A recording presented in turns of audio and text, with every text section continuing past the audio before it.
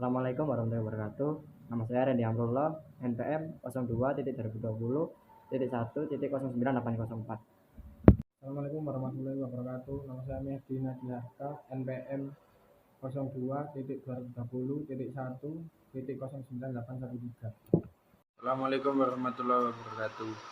Perkenalkan, nama saya Amirul Nurban Habib, MPM 02.20.1.09.816. Warahmatullahi wabarakatuh. Perkenalkan, nama saya Muhammad Wisan Rizky, MM saya 02,20,20,1,9812. Assalamualaikum warahmatullahi wabarakatuh. Nama saya Muhammad Usman Syafi'i, NPM 02.20.1.09.808. Nama saya M. Handika Ardiansyah, NPM 02.2020.1.09.814. Pendahuluan. Dalam Kamus Besar Bahasa Indonesia dijelaskan ejaan adalah kaidah-kaidah cara menggambarkan bunyi-bunyi atau kata kalimat di dalam bentuk tulisan atau huruf serta penggunaan tanda-tanda baca. Oleh karena itu, ejaan perlu dipahami dan dibahas untuk mengetahui bagaimana sebenarnya ejaan yang disempurnakan itu untuk diketahui dan diaplikasikan ke dalam penulisan berbagai karya tulis. Pengertian ejaan. Ejaan ialah penggambaran bunyi bahasa Indonesia dengan kaidah tulis-menulis yang distandarisasikan. Lazimnya ejaan mempunyai 3 aspek, yaitu aspek fonologis yang menyangkut penggambaran fonem dengan huruf dan penyusun abjad. Ejaan ada 2 macam, yakni ejaan fonetis dan fonemis. Ejaan fonetis merupakan ejaan yang berusaha menyatakan setiap bunyi bahasa dengan huruf, serta mengukur dan mencatatnya dengan alat pengukur bunyi bahasa atau diagram. Sukuan, nama diri, penulisan nama-nama sungai, gunung, jalan, kota, dan sebagainya disesuaikan dengan ejaan yang disempurnakan. Misalnya Kalibrantas, Danau Sinara, Jalan Diponegoro, dan Sungai Citarunama, orang, badan, hukum, dan nama diri lain yang sudah lazim disesuaikan dengan ejaan yang disebutkan kecuali bila ada pertimbangan. Misalnya Universitas Negeri Medan, Institut Teknologi Bandung, Subandi. Penulisan huruf ejaan bahasa Indonesia. Penulisan huruf dalam ejaan menyangkut 2 hal, yaitu pemakaian huruf kapital atau huruf besar dan pemakaian huruf miring. Huruf kapital digunakan sebagai huruf pertama pada hal berikut. Huruf kapital dipakai sebagai huruf pertama pada kata awal kalimat dan petikan langsung. Misalnya, anak saya sedang bermain di halaman.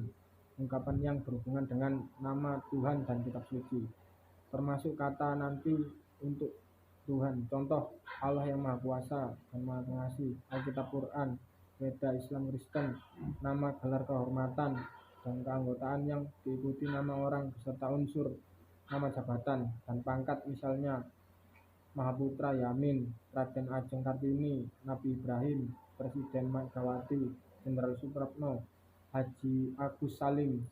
Nama orang, nama bahasa, suku, bangsa, bahasa, dan nama Tuhan. Bulan, hari raya, peristiwa sejarah, serta nama-nama geografi, misalnya Hanyali Wijaya, suku Jawa, unsur nama negara, lembaga pemerintahan, dan ketatanegaraan negara, dokumen resmi, serta nama buku, majalah, dan surat kabar, contoh Republik Indonesia. Unsur singkatan nama, gelar, pangkat, sapaan, dan nama kekerabatan yang dipakai sebagai sapaan. Contoh, S. Sarjana Sastra, di samping yang telah disebutkan di atas. Huruf kapital juga digunakan sebagai huruf pertama kata ganti Anda sehubungan dengan penulisan karya tulis. Judul karya tulis, baik yang berupa laporan, makalah, skripsi, disertasi, kertas kerja, maupun jenis karya tulis yang lain, seluruhnya ditulis dengan huruf kapital. Selain itu, huruf kapital seluruhnya juga digunakan dalam penulisan hal-hal berikut: judul kata pengantar atau prakata, judul daftar isi, judul grafik, tabel, peta, gambar, berikut judul daftarnya masing-masing, judul daftar pustaka, judul lampiran. Pemakaian kata ejaan bahasa Indonesia. Kata dasar adalah kata yang belum diberi imbuhan. Dengan kata lain, kata dasar adalah kata yang menjadi dasar awal pembentukan kata yang lebih besar. Contohnya adalah makan, duduk, pulang, tinggal, datang, minum, langkah, pindah, dan lain-lain. Kata dasar bisa membentuk satu kesatuan kalimat, yaitu ular yang mati itu sangat panjang. Aku pergi ke sekolah dengan ayah. Budi datang ke rumahku dengan sangat cepat. Kakak suka makan kue bakpia dari kota Yogyakarta.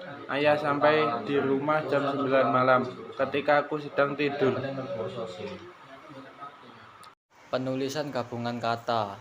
Gabungan kata atau yang lazim disebut kata majemuk, termasuk istilah khusus. Unsur-unsur ditulis terpisah.